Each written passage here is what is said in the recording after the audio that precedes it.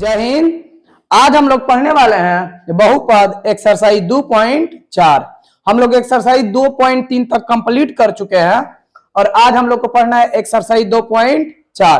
तो देखिए एक्सरसाइज 2.4 का पहला क्वेश्चन कह रहा है कि बताइए कि निम्नलिखित बहुपदों में से किस बहुपद का गुणनखंड x+1 है। देखिए बोला है कि 4 बहुपद दिया है और बोला है कि किस बहुपद का गुणनखंड x+1 है। देखिए मतलब बोला है कि जो x+1 है वो किस बहुपद का गुणनखंड है। ये पहला क्वेश्चन है और इसमें 4 क्वेश्चन है। तो यहाँ पे x के बराबर का है 0 रख दिया जाए और ये प्लस में उधर गया x बराबर -1। तो देखिए जहां जहां x है वहां पे -1 रखेंगे। यदि इस बहुपद का मान 0 आ जाए तो बोलेंगे कि जो x+1 है ये बहुपद का गुणनखंड है। यदि ना आए तो बोलेंगे गुणनखंड नहीं है। अब देखिए तो यहां पे रखते हैं इसका मान। तो सबसे पहले रखते हैं -1 का होल क्यूब और प्लस यहां पे रखेंगे -1 का होल स्क्वायर और प्लस -1 और +1। देखिएगा ध्यान दीजिएगा।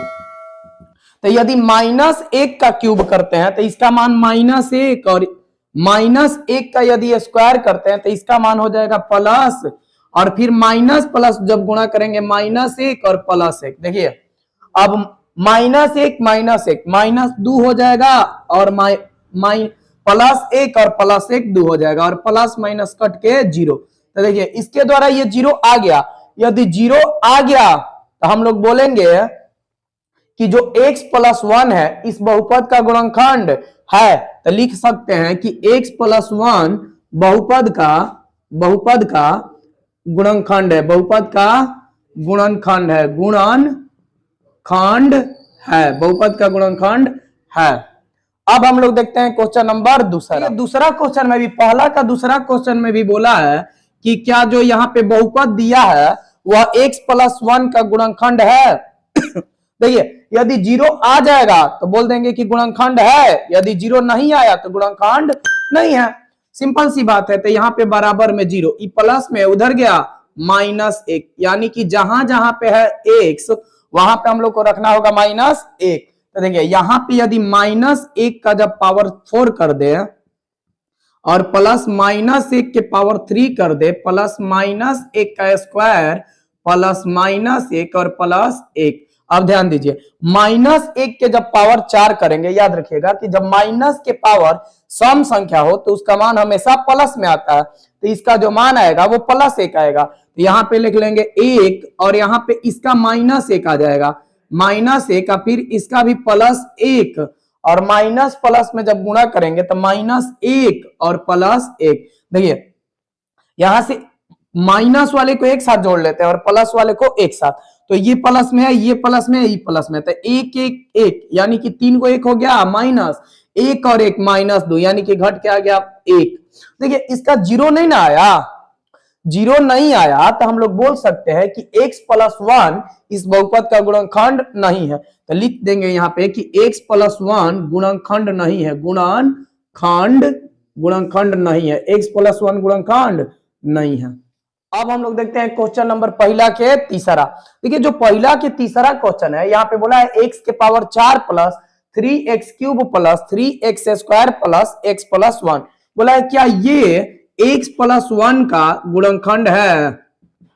ई प्लस में उधर गया माइनस में। देखिए यदि 0 आ जाएगा तो बोल देंगे गुणनखंड है और 0 नहीं आया तो गुणनखंड नहीं है। तो यहाँ पे -1 रखते हैं तो -1 के पावर 4 और प्लस 3 × -1 का पावर 3 प्लस 3 गुणा -1 के पावर 2 प्लस -1 प्लस 1। देखिए अभी हम बताया कि जब कोई भी माइनस के पावर सम संख्या हो तो मान प्लस में होता है और विषम संख्या हो तो मान माइनस में होता है। तो ये +1 हो जाएगा और यहाँ पे हो जाएगा 3 और गुणा -1 और प्लस 3 गुणा 1 और माइनस प्लस -1। देखिए तो यहाँ पे 1 और माइनस प्लस जब गुणा हो जाएगा तो -3 और +3 -1 +1। देखिए माइनस प्लस खत्म, माइनस प्लस खत्म, लेकिन 0 नहीं ना आया, यहाँ पे 1 आया, तो बोल देंगे यहां पर भी x + 1 गुणनखंड नहीं है, x + 1 गुणनखंड नहीं है। तो आप लोग साथ साथ नोट करते जाइएगा या स्क्रीनशॉट लेते जाइएगा और बाद में इसको नोट कर। अब हम लोग देखते हैं क्वेश्चन नंबर पहला के चौथा। देखिए जो पहला के चौथा क्वेश्चन में भी बोला है कि जो x + 1 है क्या इस बहुपद का गुणनखंड है, तो बराबर में कुछ नहीं है तो क्या रख लेंगे 0, प्लस में उधर गया माइनस में, तो जो x के मान निकल के आया वो -1 आया। अब हम लोग यहाँ पे -1 रखते जाएंगे, -1 का क्यूब -1 का स्क्वायर -2 + √2 इंटू -1 + √2। देखिए -1 का जब क्यूब करेंगे तो -1 और यहाँ पे माइनस, अब जब -1 का स्क्वायर करेंगे तो 1 और यहाँ पे जब गुणा करेंगे माइनस और माइनस ये हो गया प्लस, और इसको रूट से यदि हम निकाल देते हैं, देखिए जब रूट से निकाल देते हैं तो 2 + √2 और प्लस यहाँ पे √2। देखिए 2 + √2, ये तो -2 + 2 प्लस √2 और प्लस √2, तो ये तो खत्म हो जाएगा, -2 और +2 खत्म, लेकिन ये वाला नहीं कटेगा, तो √2 और √2 2√2 जो हुआ हम लोग का आंसर हुआ। लेकिन ये नहीं पूछा है कि इसका आंसर क्या होगा, बोला है यह गुणनखंड है, तो देखिए 0 इसका भी नहीं आया, जब 0 नहीं आया तो बोल देंगे यह x + 1 इसका गुणनखंड नहीं है, x + 1 गुणनखंड नहीं है। अब समझिएगा यहाँ पे पहला में हम लोग देखिए बस पहला के पहला ही एक गुणनखंड था, लेकिन बाकी जो 3 को बाद वाला बहुपद थे वो गुणनखंड नहीं थे। अब हम लोग देखते हैं क्वेश्चन नंबर दूसरा। अब हम लोग देखते हैं क्वेश्चन नंबर दूसरा। देखिए दूसरा में बोला है कि गुणनखंड प्रमेय लागू करके बताइए कि निम्नलिखित स्थितियों में से प्रत्येक की स्थिति में gx px का एक गुणनखंड है या नहीं। यहां पे बोला है कि यहाँ पे जो gx है वो px का गुणनखंड है या नहीं। याद रखिएगा कि जब मान 0 आ जाए तो गुणनखंड होगा, यदि मान 0 ना आए तो गुणनखंड नहीं होगा। तो यहाँ पे बोला है गुणनखंड प्रमेय की सहायता से, तो यहाँ पे रखेंगे x + 1 और बराबर में रख लेंगे 0, ये प्लस में है उधर गया माइनस में, तो x का जो मान रख लेंगे वो -1, और जहां जहां x है वहां पे रख देंगे -1, तो p और x के जगह पे रखेंगे -1 बराबर 2 × -1 का होल क्यूब प्लस -1 का होल स्क्वायर -2 × -1 यहां पे 2 इंटू, थोड़ा बड़ा लिख लेते हैं, 2 × -1 का क्यूब करेंगे -1 और प्लस -1 का स्क्वायर करेंगे 1 और प्लस और माइनस और माइनस जब गुणा होगा 2 और लास्ट में -1। देखिए प्लस माइनस खत्म, -2 और +2 ये भी खत्म, यानी कि मान जो आज गया 0। तो हम लोग बोल सकते हैं कि जो gx है वो px का एक गुणनखंड है, तो हम लोग लिख सकते हैं हाँ, बोला है गुणनखंड है तो लिख सकते हैं हाँ, कोई दिक्कत। अब हम लोग देखते हैं क्वेश्चन नंबर दूसरा के। देखिए क्वेश्चन नंबर जो दूसरा के दूसरा कह रहा है कि px दिया है और gx दिया है, तो बोला है कि क्या जो gx है वो px का एक गुणनखंड है। तो फिर से उसी प्रकार से x + 2 बराबर में 0, प्लस में उधर गया माइनस में, और जहां जहां पे है x वहां पे रख देंगे -2, p या x के जगह पे यदि -2 रखते हैं तो -2 का होल क्यूब प्लस 3 × -2 का होल स्क्वायर 3 × -2 प्लस 1। अब यहाँ पे देखिए -2 का यदि हम क्यूब करते हैं तो -8 आ जाएगा, प्लस 3 गुणा अगर -2 का स्क्वायर करते हैं तो 4, माइनस और प्लस गुणा होकर -6 प्लस 1। देखिए अब यहाँ पे -8 प्लस 4 × 12 -6 प्लस 1, माइनस वाले को एक साथ जोड़ लेते हैं, 12 × 1 = 13 8 × 6 = 14 यानी -14, इसका जो आया वो -1, यानी इसका 0 नहीं आया, तो हम लोग बोल देंगे कि यह जो gx है वो px का एक गुणनखंड नहीं है, तो हम लोग नीचे लिख देंगे नहीं, हम लोग बस नीचे यही लिख देंगे नहीं है। इसी के साथ हम लोग का जो दूसरा क्वेश्चन हुआ वो खत्म हुआ। अब हम लोग देखते हैं दूसरा के तीसरा, क्वेश्चन नंबर दूसरा के तीसरा। यहाँ पे x माइनस 3 है, तो x माइनस 3 बराबर में 0, तो x का जो मान आएगा 3 इस बहुपद में रखेंगे। यदि मान 0 आ गया तो बोल देंगे शून्य जो गुणनखंड है, मान 0 नहीं है तो गुणनखंड नहीं है, तो रखेंगे 3, तो यहाँ पे हो जाएगा 3 का क्यूब और माइनस 4 इंटू 3 का स्क्वायर अब प्लस 3 अब प्लस 6। देखिए यहाँ पे 3 का क्यूब 27 माइनस 3 का स्क्वायर 9 9 चौका 36 जोड़ 3 प्लस 6, तो जोड़ लीजिए 6 3 9 9 27 36, 36 में से 36 घटा दिया जाए, जो इसका मान आएगा वो 0। तो देखिए 0 आ गया ना, तो बोल देंगे जो px है वो gx का शून्य गुणनखंड पूछा है, गुणनखंड है। अब बोल देंगे यहां पे भी लिख देंगे हाँ। इसी के साथ अब हम लोग देखते हैं क्वेश्चन नंबर तीसरा।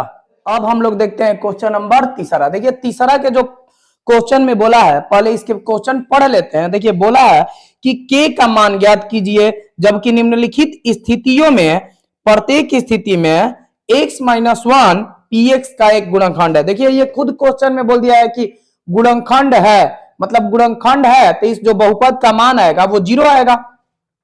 निकाल लेते हैं यहाँ पे x माइनस 1, तो देखिए x माइनस 1 बराबर में 0, तो x का जो मान निकल के आएगा 1, यानी कि जहां जहां पे px जहां पे x है वहां पे प्लस 1 रखते हैं, तो 1 यानी कि 1 का स्क्वायर प्लस 1 प्लस के, यानी कि 1 जोड़ के, और जो इसका मान आएगा वो कितना आएगा 0।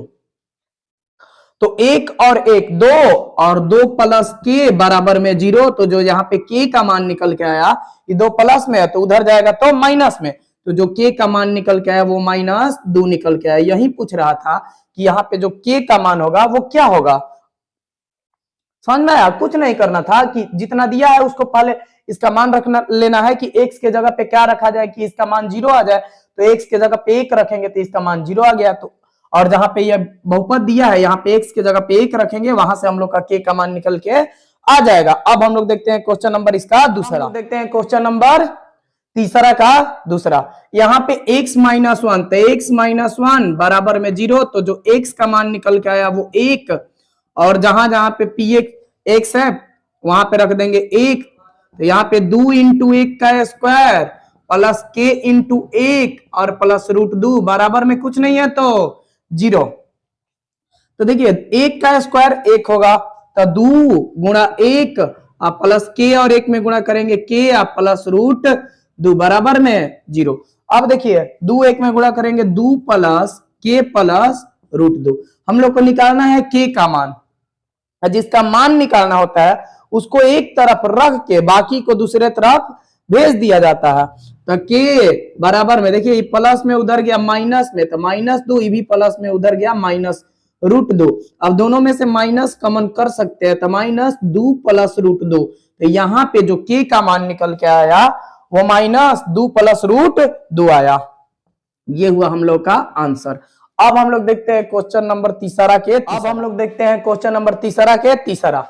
देखिए यहाँ पे भी x माइनस 1 बराबर में रख लीजिए 0। ये बहुत आसान है, एक ही जैसा सब काम तो हम बार बार कर रहे हैं।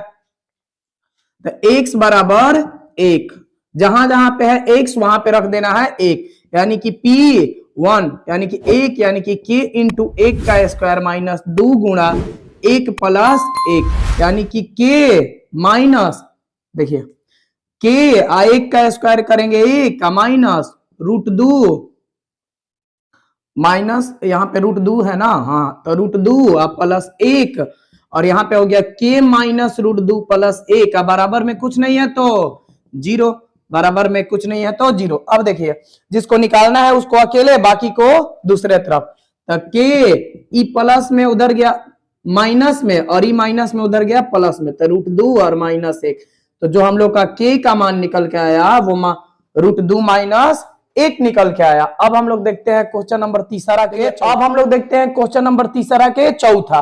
यहां पे भी x माइनस 1 बराबर में 0, तो जो x का मान निकल के आएगा वो 1 निकल के आएगा। इसमें दो गो के दिया है, एक यहां पे और एक यहां पे, तो उससे कोई दिक्कत नहीं होगा। तो k इंटू 1 का स्क्वायर माइनस 3 गुणा 1 प्लस k, तो k 1 का स्क्वायर 1 माइनस 3 प्लस k बराबर में कुछ नहीं है तो 0। k माइनस 3 प्लस k बराबर में 0। अब देखिए k और k कितना k हो जाएगा, तो 2k माइनस में 3 बराबर में 0। यहां पे कर लेते हैं, कोई दिक्कत ना। तो 2k माइनस 3 बराबर में 0, माइनस में उधर गया प्लस में बराबर में 3, तो जो k का मान निकल के आएगा, 2 गुणा में है दूसरे तरफ जाएगा भागा में, तो 3/2। तो जो यहाँ पे k का मान निकल के आया वो 3/2 निकल के आया। तो हम लोग तीसरा के चौथा तक पूरा क्वेश्चन यहाँ पे खत्म कर लिए। अब हम लोग देखेंगे नेक्स्ट।